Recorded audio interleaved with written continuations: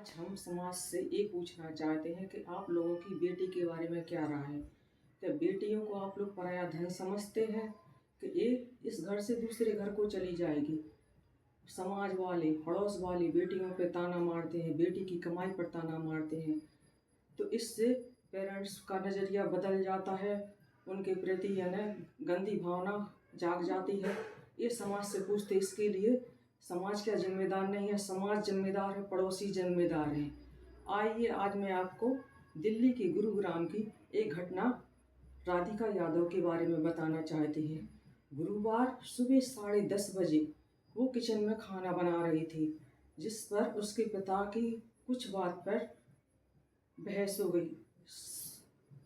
वो एक tennis player खिलाड़ी थी, राधिका यादव, जो नेशनल प्लेयर के तौर पर खेल रही थी। तो जो उससे वो मैंने भारत की संसद में महिला के लिए कई योजनाएं बनाई जाती हैं, और ये देखिए 35 किलोमीटर दूरी पर एक पिता ने अपनी बेटी की हत्या कर दी। और सुप्रीम कोर्ट में भी भारत की महिलाओं के हितों में कई कानून बनाए जाते हैं, जिस पर महिलाओं को आगे बढ़ने को प्रोत्साहन मिलता है। और ये देखिए दीपक यादव अपनी बेटी की हत्या कर डाली।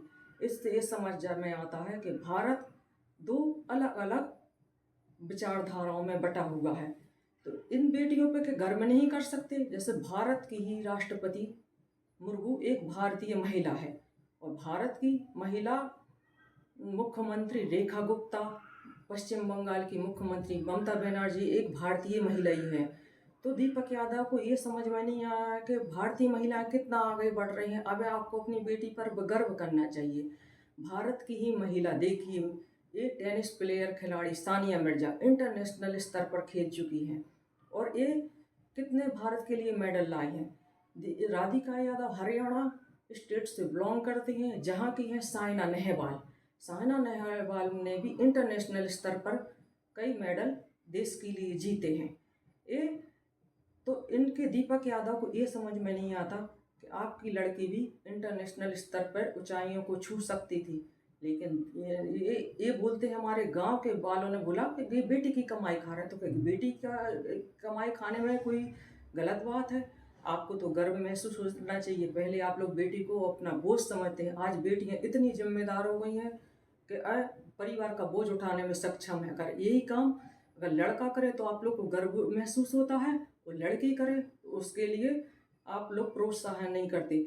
अपने देश में देख लिए कई महिलाएं सीईओ के पद पर चेयरमैन हैं, कई मतलब हस्तियां, बड़ी बड़ी हस्तियां महिलाओं ने आगे बढ़ाया है। लेकिन दीपक यादव को ये सोचना चाहिए, भारत की महिलाएं किस आसमान की बुलंदियों को छू रही हैं। आपकी बेटी भी इंटरनेशनल प्लेयर बन सकती थी, लेकिन इस समाज के दबाव में आकर आपने उसकी हत्या कर डाली। इससे आपको क्या मिल गया?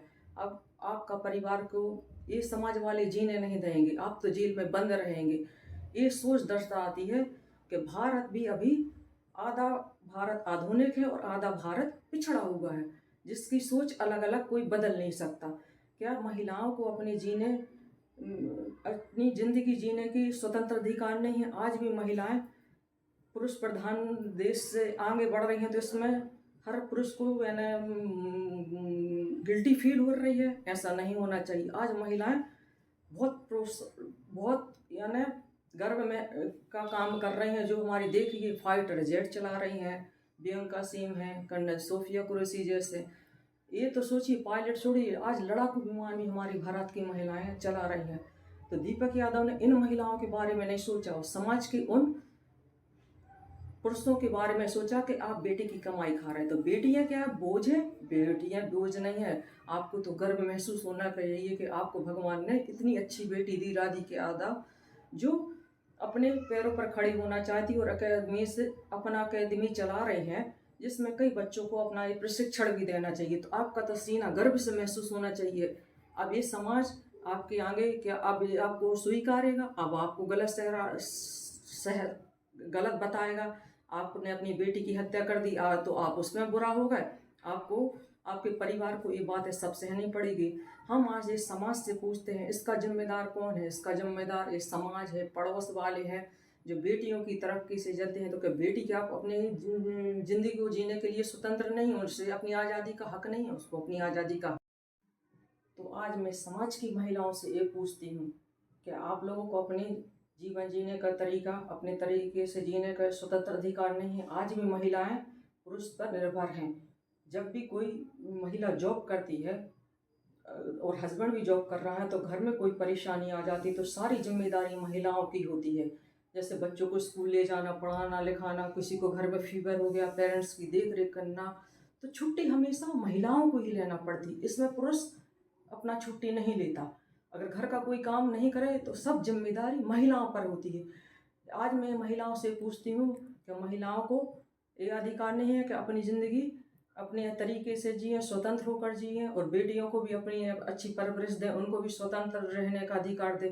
आज ऐसा होता तो दीपक यादव ये अपनी बेटी की हत्या नहीं करते। इससे ये समझ में आता है कि आज भी अपने समाज में पुरुष अपने ऊपर, पुरुष प्रधान महिलाओं के ऊपर भारी पड़ रहा है, बल्कि महिलाएं पूरे देश को कितने अच्छे से चला रही हैं ये समझना चाहिए। दीपक यादव ने इतना बड़ा हत्याकांड करके पूरी महिलाओं के लिए एक प्रेरणा बन रही है कि समाज में ये देखिए, हर माता पिता को देखना चाहिए कि अपनी बेटी के ऊपर ध्यान दें, और बेटी की तरक्की पे आपको हमेशा बढ़ चढ़ कर हिस्सा लेना चाहिए, ना कि किसी के दबाव में। शुरू से ही सिखाया जाता है कि बेटी तो पराया धन होती है, और आजकल संसद में बैठ के ये कानून भी बताए जाते हैं कि पूरा अधिकार उनका पेरेंट्स पे है कि हर चीज़ में वो ले सकती है। लेकिन ये बोल दिया जाता है हमने आपकी शादी की थी तो उसमें पूरा खर्चा हो गया, आपका इस पर कोई अधिकार नहीं मिलता। शुरू से यही सिखाया जाता है कि बेटी का घर का पानी नहीं पीना। इस समाज की सोच ऐसी रखती है कि दो अलग विचारधाराएं बनी है। एक साइड देखिए देश की राष्ट्रपति द्रौपदी मुर्मू खड़ी हुई है, एक साइड ये समाज है पिछड़ा हुआ कि बेटी की तरक्की से जल रहे हैं, बेटी की कमाई खा रहे हैं, ये ताने देते हैं। ये तो